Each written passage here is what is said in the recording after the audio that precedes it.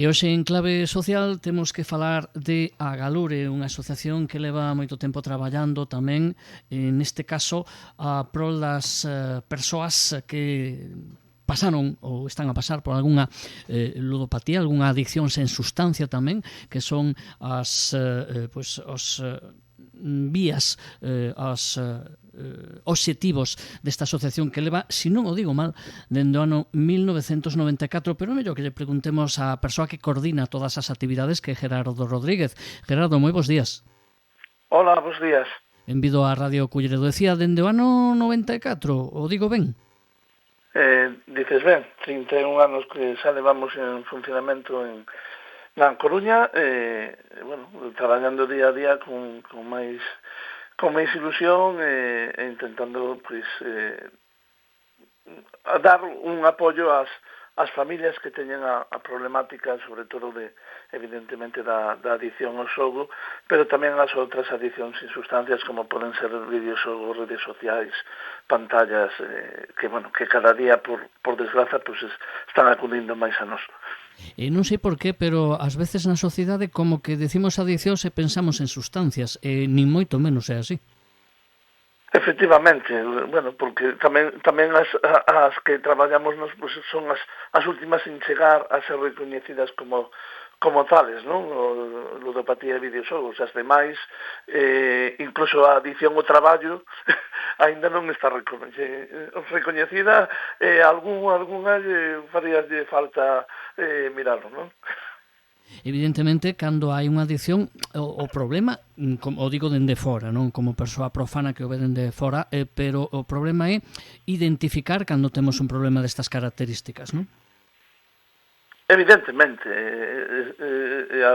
máis o primeiro que ve o problema pois é a súa contorna. A persoa rara vez admite que ten un problema, ata que evidentemente as evidencias, valga a redundancia, caen por si soas, ten que admitir que sí que existe ese problema e hai que poñerlle freo e hai que poñerlle man ao asunto.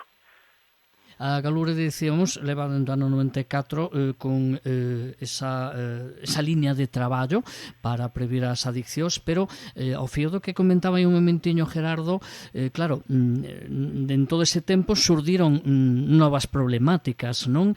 Hoxe en día quizáis son, a mí o tema das pantallas, sobre todo relacionado, bueno, falamos da mocidade, pero mellor non é só para a mocidade, pero quizáis as novas tecnoloxías plantexan un montón de problemas, non? Pois sí, evidentemente nos comenzamos por unha inquietude de persoas que tiñan a problemática de adicción ao xogo, que non veían que había un espazo para eles para poder rehabilitarse, e así surdiu a nosa asociación.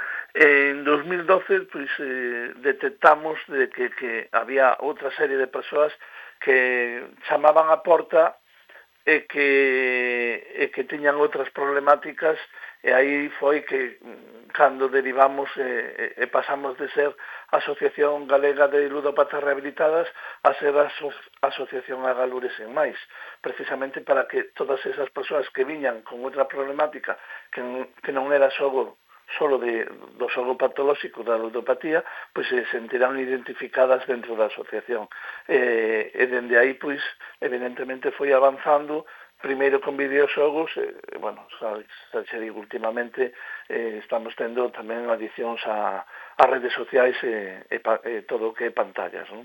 Sigue sendo a raíña a adicción ao xogo, evidentemente, é o que máis hemos traballado nos 31 anos e siguen acudindo, pero sí que é certo que pouco a pouco todas as outras adiccións sen sustancia pues están abrindo camiño.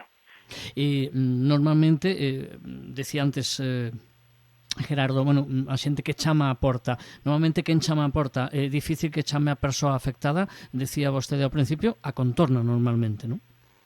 Así é, a persoa rara vez excede do 1% que chaman, normalmente a contorna, a súa familia máis cercana, algunha vez incluso algún algún xefe ou xefa de traballo ten chamado para traer a algunha persoa que ten baixo na súa empresa, que tamén é de agradecer tamén eses pasos por parte das persoas empresarias, porque ven que algún de seus empleados pues teñen un problema e confían en él, en esa persoa, e queren sair, non? Pero normalmente sí que a familia a que chama e que dá o primeiro paso para pedir axuda. Ese primeiro paso, imagino que é difícil de asumir para a persoa, porque recoñecer que se ten unha adicción ten que ser unha cuestión complicada, se ten que necesitar axuda para chegar a esa conclusión, non? Correcto. O primeiro impulsón que damos dentro da asociación na primeira cita é que a primeira cita dan persoas que superaron a adicción.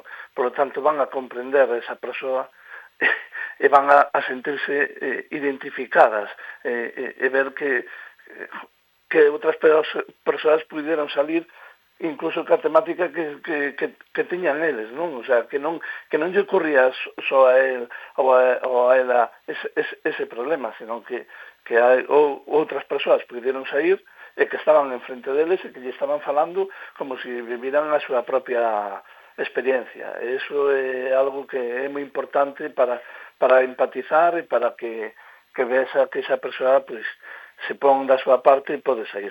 Se non pon da súa parte, por desgraza, non vai a sair da súa adicción. Por estatística, claro, a pregunta que lle farán moitas veces a Gerardo, decir, se sai, evidentemente fácil non vai ser, sobre todo co tema de que a propia persoa, como acaba de decir Gerardo, que ten que poñer moito da súa parte, primeiro darse conta, non, que ten ese problema, pero se pode sair das adiccións, digo no sentido de poder ser de algún xeito non liberar, porque imagino que é un tema que nos pode chegar a acompañar toda a vida, non? Digamos que queda latente, sempre nos pode acompañar o perigo, non? A adicción vai na ter toda a vida. O que ten que aprender son novos hábitos de vida, que para eso estamos, para ensinar novos hábitos de vida, que mentras estén neses hábitos de vida non terá problemas. No momento que cambie, que deixe esos hábitos de vida, volverá aos anteriores e volverá a súa adicción. Pero tanto sea sen sustancia como con sustancia. Se trata de un aprendizaje novo. E ata que punto, sin botar culpables, non? Porque ás veces é moi fácil, evidentemente, tamén, como decía Gerardo hai un momentiño, pois a persoa ten moita parte en esa loita, pero ata que punto podemos previr? Porque a sociedade non nos axuda moito, e o estilo de vida que temos e os múltiples, digamos, non sei se decir reclamos, non? O cantos de serea, fan que a persoa que poda ter unha adicción, ou que pode ser proclive a caer nunha adicción, teña moitas fontes ou moitos estímulos, non? A ver, non existe o mito de gañar diñeiro rapidamente. O diñeiro gañase pouco a pouco e con constancia. E, sobre todo, aprendendo a que un ten que vivir, non pode vivir, mellor dito, por encima das súas posibilidades. E que o diñeiro está para cubrir necesidades, non apetencias. Eso é moi importante. Que servizos ofrece a Glure? Evidentemente, primeiro esas charlas, digamos, de asesoramento, pero me imagino que non só as persoas afectadas, senón, decía antes Gerardo, as familias, que imagino son unha parte importante non só a hora de afrontar o problema, senón despois de apoiar a persoa. Que tipo de servizos ofrece a Galure? E, sobre todo, tamén me interesa moito como contactar con a Galure a hora de dar ese primeiro paso para tentar reconducir a situación. Ben, nos traballamos en tres ámbitos. Un ámbito de tratamento, é dicir, as persoas que veñen e solicitan a axuda e se o ven conveniente logo dunha diagnose clínica, pois que se irá positiva, se lle ofrece realizar o tratamento de forma ambulatoria, é dicir, vir ás citas que se están programadas. Logo, outra vertiente, evidentemente, é a formación en prevención, dando prevención nos centros escolares.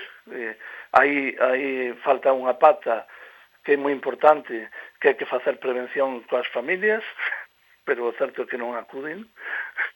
E logo hai unha terceira que estamos empezando a facer, que a terceira pata, que é unha de investigación, non? Bueno, como podemos, a través de investigacións, axudar a mellorar o tratamento e a facer visible máis esta adición de cara á sociedade. E logo, pois a forma de contactar coa nosa asociación é ben sinxela, ben por vía telefónica no 981 28 93 40, ou ben por correo electrónico en agalure@agalure.org. Bueno, pues son os primeiros pasos sinxelos para dar un grande paso, que é sair dunha adicción que evidentemente pues condiciona moito a nosa vida. A Gerardo Rodríguez, a coordinador da Agalure, e agradecemos moitísimo que estivera hoxe connosco, e evidentemente deixamos, como xa en outras ocasións anteriores, deixamos os micrófonos abertos á asociación cando necesite para divulgar todas as actividades. Gracias, Gerardo. Moitas gracias a vos.